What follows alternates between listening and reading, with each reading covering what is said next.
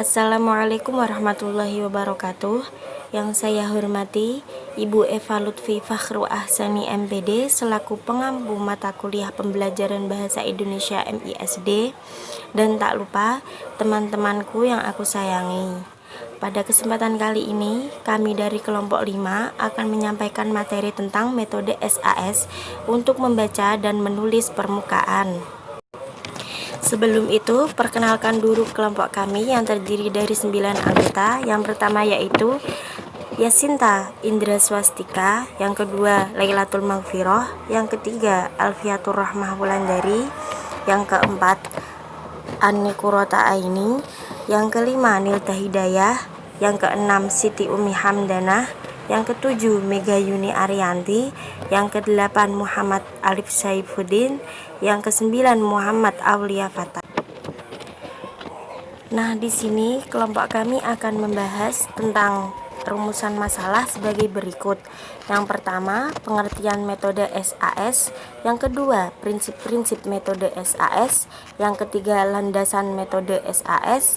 Yang keempat, manfaat metode SAS. Yang kelima, contoh sumber metode SAS. Yang keenam, prosedur penggunaan metode SAS. Yang ketujuh, langkah-langkah metode SAS. Yang kedelapan, kelebihan metode SAS. Yang kesembilan, kekurangan metode SAS. Dari rumusan masalah tersebut, kelompok kami akan membahas secara detail. Ya, langsung saja. Yang pertama akan disampaikan oleh Mbak Alfiatur Rahmah Wulandari. Perkenalkan, saya Alfiatur Rahmah Wulandari, NIM 18103100091. Di sini saya akan menjelaskan tentang pengertian metode SAS atau yang biasa disebut dengan metode struktur analisis sintesis.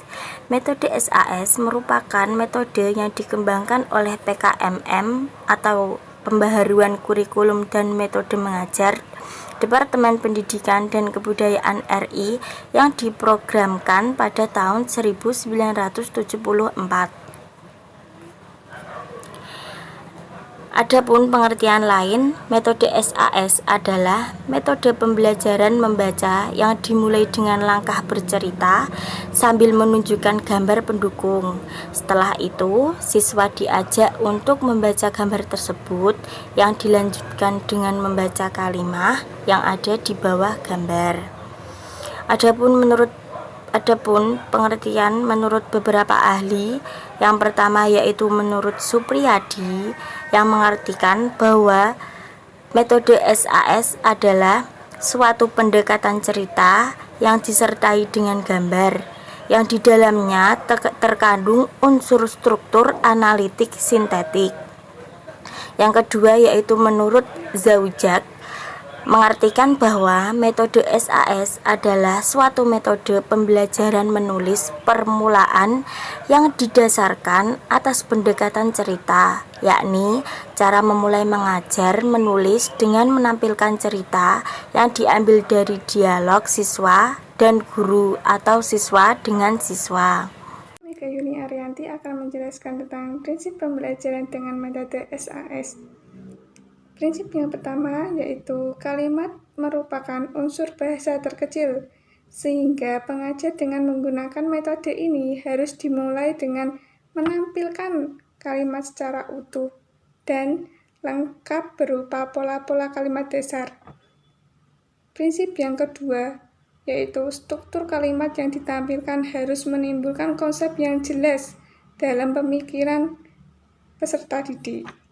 Yang ketiga, adakan analisis terhadap struktur kalimat tersebut untuk unsur-unsur struktur kalimat yang ditampilkan. Yang keempat yaitu unsur-unsur yang ditemukan tersebut kemudian dikembalikan pada bentuk semula atau sintesis. Pada tahap ini, peserta didik harus mampu menemukan fungsi setiap unsur serta hubungannya satu dengan yang lain, sehingga kembali terbentuknya unsur semula. Yang kelima yaitu struktur yang dipelajari hendaknya merupakan pengalaman bahasa yang peserta didik tahu atau pengalaman bahasa setiap hari-harinya. Pengembangan metode SAS dilandasi oleh landasan psikologis, landasan pedagogis, landasan linguistik, dan landasan filsafat strukturalisme. Yang pertama, landasan psikologi. Psikologi merumuskan bahwa menulis yaitu mengenal sesuatu di luar dirinya melalui bentuk secara keseluruhan. Penganggapan manusia ini mula-mula secara global, kemudian mengenali bagian-bagiannya. Makin sering seseorang mengamati suatu bentuk, maka makin tampak pula dengan jelas bagian-bagiannya. Penyadaran manusia atas bagian-bagian dari totalitas bentuk itu merupakan proses analisis sintesis. Jadi, proses analisis sintesis dalam diri manusia adalah proses yang wajar, karena pada dasarnya manusia memiliki sifat ingin tahu. Yang kedua, landasan pedagogis. Dalam landasan ini, guru mampu yang pertama mendidik, artinya membantu siswa untuk mengembangkan potensi yang ada dalam dirinya serta pengalamannya. Dalam membelajarkan siswa, guru harus mampu membimbing siswa untuk mengembangkan kedua potensi itu, khususnya aspek bahasa dan kebahasaan. Yang kedua, membimbing siswa untuk menemukan jawaban dalam memecahkan masalah. Hal ini sejalan dengan prinsip metode SAS yang mengemukakan bahwa mendidik pada dasarnya mengorganisasikan potensi dan pengalaman peserta didik. Yang ketiga, landasan linguistik. Linguistik atau bahasa merupakan tuturan, bukan tulisan, karena fungsi bahasa sendiri sebagai alat komunikasi apabila bahasa tersebut membentuk sebuah percakapan. Penutur bahasa di sini ada dua, yaitu bahasa ibu dan bahasa Indonesia. Maka dari itu, penggunaan metode ini sangat tepat digunakan, sebab pembelajaran dengan metode ini dilakukan dengan mengajak peserta didik untuk membedakan penggunaan bahasa yang salah dengan bahasa yang benar, serta membedakan bahasa baku dan bahasa yang tidak baku. Yang terakhir, landasan filsafat strukturalisme. Filsafat menyatakan bahwa segala sesuatu yang ada di dunia merupakan suatu struktur yang terdiri atas berbagai komponen yang terorganisasikan secara teratur. Setiap komponen terdiri atas bagian yang lebih kecil, yang satu dengan lainnya saling berkaitan, karena merupakan suatu sistem yang terstruktur. Bahasa sesuai dengan pandangan dan prinsip strukturalisme. Selanjutnya, manfaat atau peranan dari metode SAS. Manfaat dan peranan dari metode SAS atau biasa disebut struktural analitik sintetik itu ada 5. Yang pertama, metode SAS ini dapat sebagai landasan berpikir analisis. Dan yang kedua, dengan langkah yang diatur dengan sedemikian rupa, akan membuat anak lebih mudah mengikuti prosedur dan akan cepat membaca pada kesempatan berikutnya. Yang ketiga, berdasarkan landasan linguistik atau landasan bahasa, metode SAS ini dapat membantu anak dalam menguasai bacaan dengan lancar. Yang keempat, metode SAS ini dapat menggabungkan 3 indera belajar peserta didik, yaitu visual, auditorial, dan kinestetik, sehingga pembelajaran yang akan dilakukan akan lebih optimal untuk dicapai. Dan yang terakhir, yang kelima, metode ini terasa menyenangkan bagi peserta didik untuk memotivasi belajar membaca bagi pemula. Ya, selanjutnya yaitu saya akan menjelaskan tentang contoh sumber yang dapat digunakan untuk kegiatan SAS. Nah, yang pertama yaitu buku. Buku besar merupakan media visual yang berupa buku dengan ukuran beragam, misalnya A3, lalu A4, atau A5. Nah, terdapat unsur tulisan dan gambar yang dapat dilihat oleh seluruh siswa. Selanjutnya yaitu poster. Nah, poster juga bisa digunakan. Nah, guru bisa menyediakan poster berupa berupa nama-nama buah, poster buah-buahan, lalu poster perkalian dan penjumlahan. Lalu selanjutnya yaitu cerita audio. Cerita audio juga bisa digunakan untuk kegiatan SAS seperti radio untuk mendengarkan informasi-informasi penting. Selanjutnya yaitu diskusi. Kegiatan diskusi juga bisa dengan mendiskusikan dengan peserta didik mengenai sesuatu yang sudah terjadi dengan peserta didik. Lalu yang terakhir yaitu ada gambar. Gambar yang ada pada buku besar yang guru bacakan kepada anak-anak dengan keras, lantang dan jelas. Nah, terima kasih. Baik, yang selanjutnya prosedur penggunaan metode SAS. Prosedur ini ada 7 prosedur. Yang pertama, mula membaca permulaan dijadikan 2 bagian, permulaan tanpa buku, dan yang kedua membaca permulaan buku. Yang selanjutnya, merekam bahasa anak melalui pertanyaan-pertanyaan dari pengajar sebagai kontak permulaan. Yang ketiga, menampilkan gambar sambil bercerita. Yang keempat, membaca kalimat secara struktural.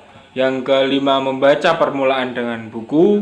Yang keenam, membaca lanjutan. Dan yang terakhir, membaca dalam hati. Selanjutnya adalah langkah-langkah pembelajaran metode SAS. Nah, sebelum ke langkah-langkah, hal yang harus kita lakukan yaitu yang pertama menganalisis konteks, yaitu mengajarkan huruf alfabet beserta bunyinya. Nah, yang kedua yaitu pemanasan dan perkenalan, yaitu memutarkan lagu yang berkaitan dengan huruf alfabet. Nah, langkah-langkahnya yaitu yang pertama, guru menuliskan sebuah kalimat, misalnya kalimat Nita, adik, Rudi.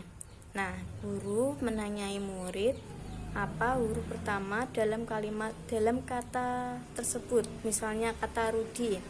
Nah, huruf pertamanya adalah R, jadi guru mengajarkan bagaimana bunyi dari huruf R. Nah, langkah yang kedua yaitu guru mengajarkan murid membaca kata per suku kata. Misalnya kata Nita diajarkan menjadi Ni dan Ta. Nah, langkah yang ketiga yaitu guru mengajarkan bagaimana bunyi dari setiap suku kata. Misalnya kata Nita, jadi guru mengajarkan bunyi huruf N itu gimana, huruf I itu bagaimana, T bagaimana bunyinya, dan seterusnya.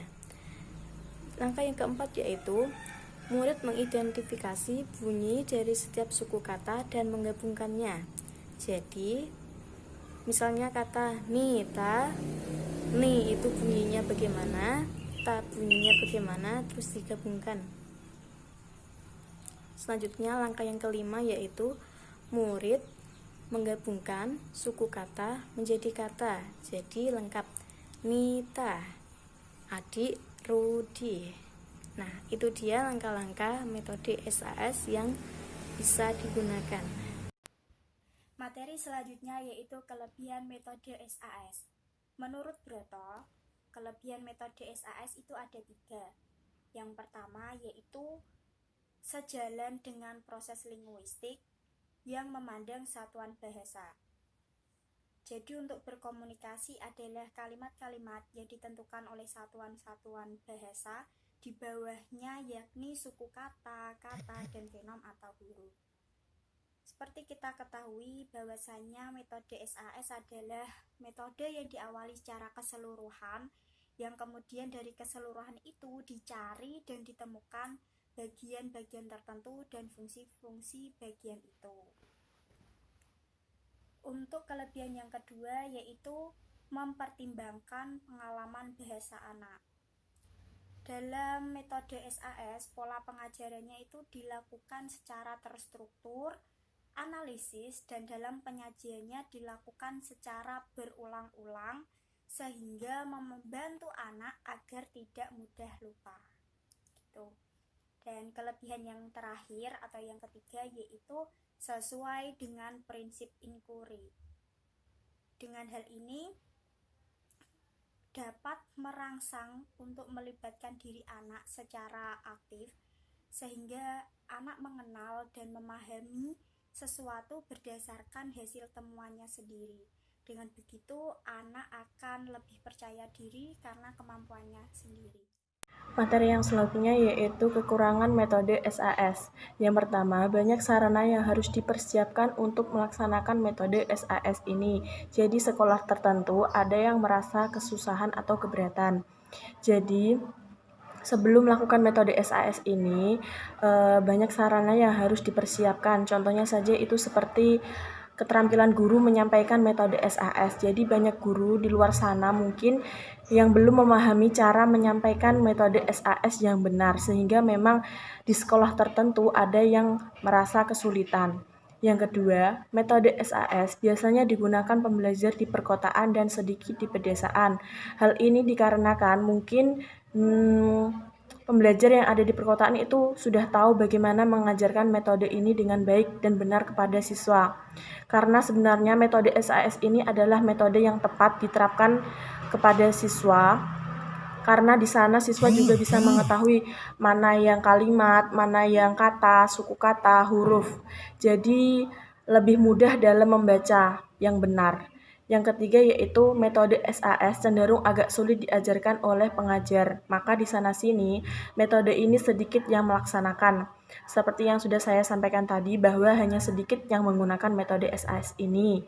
Mungkin sekolah-sekolah lain itu lebih menerapkan ke metode-metode yang lain seperti metode bunyi, metode eja, atau metode global, sehingga memang masih sedikit sekolah yang menggunakan metode SAS ini. Sekian presentasi dari kelompok kami. Apabila ada tutur kata atau materi yang tidak sesuai atau tidak berkenan di hati teman-teman semua, saya mewakili kelompok memohon maaf sebesar-besarnya. Terima kasih. Wassalamualaikum warahmatullahi wabarakatuh.